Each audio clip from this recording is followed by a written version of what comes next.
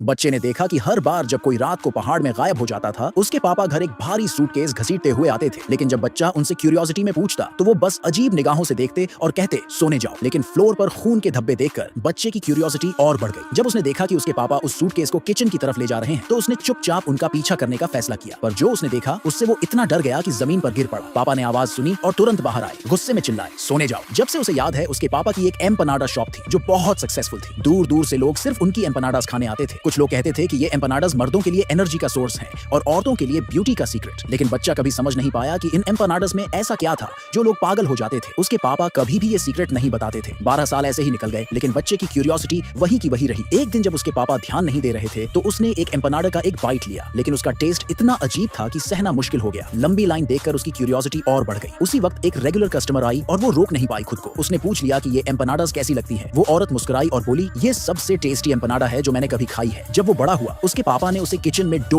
गूंदने में मदद करने दी, लेकिन जैसे ही फिलिंग की बारी आती उसे बाहर भेज दिया जाता। एक दिन फिर से उसके पापा सूटकेस लेकर लौटे। इस बार बच्चे ने हिम्मत की और टाइटली सूटकेस पकड़ लिया। उसी पल उस जिपर से लाल लिक्विड बाहर निकलने लगा। पापा कुछ बोले नहीं, बस हमेशा की तरह सूटकेस ले जाने की कोशिश करने लगे, लेकिन बच्चा पीछे नहीं हटा। उसने पापा को जोर से धक्का दिया और मौके का फायदा उठाकर सूटकेस खोल दी। जैसे ही वो उसे पूरी तरह खोलने वाला था, उसके पापा ने उसे जोर से जमीन पर गिरा दिया। बिना कुछ कहे सूटकेस फिर से बंद की और उसे किचन तक घसीट ले गए। जब वो चले गए तो बच्चे ने फ्लोर पर गिरे उस लिक्विड को थोड़ा छूकर सूंघा। उसमें खून जैसी तेज स्मेल थी। अगले दिन जब वो एम्पनाडास बेच रहे थे तो कुछ कस्टमर्स बात कर रहे थे कि हाल ही में 2 लड़कियां और गायब हो गई हैं। बच्चे को तुरंत पिछली रात की सूटकेस याद आ गई। उसने प्रिटेंड किया कि बस क्यूरियोसिटी में है और पूछा क्या उन लड़कियों की कोई फोटोज हैं। बाद में जब दुकान बंद हो गई तो उसने डस्टबिन चेक किया और वहां एक खून से सनी हुई चीज मिली। वही कपड़ा जो उन गायब हुई लड़कियों में से एक ने पहना था। वो सीधा उस कपड़े को लेकर अपने पापा के पास गया, लेकिन उन्होंने फौरन वो कपड़ा उससे छीना और उसे पूरी तरह जला डाला। फिर भी बच्चा पीछे नहीं हटा। उसी रात उसने सीक्रेटली अपने पापा का पीछा करने का फैसला किया। उसने देखा कि पापा एक औरत से धीरे धीरे बात कर रहे हैं और कुछ टूल्स तैयार कर रहे हैं। तभी बच्चे के पैर के नीचे एक सूखी टहनी टूट गई। आवाज से उसके पापा चौंक गए और उन्होंने सीधा उस पर एक एक्स फेंक दी। थोड़ा और होता तो वो मर ही जाता। जैसे ही उन्हें समझ आया कि सामने उनका बेटा है, उन्होंने उस औरत को तुरंत वहां से भगा दिया। बच्चा उस औरत का चेहरा ठीक से देखने के लिए आगे बढ़ा,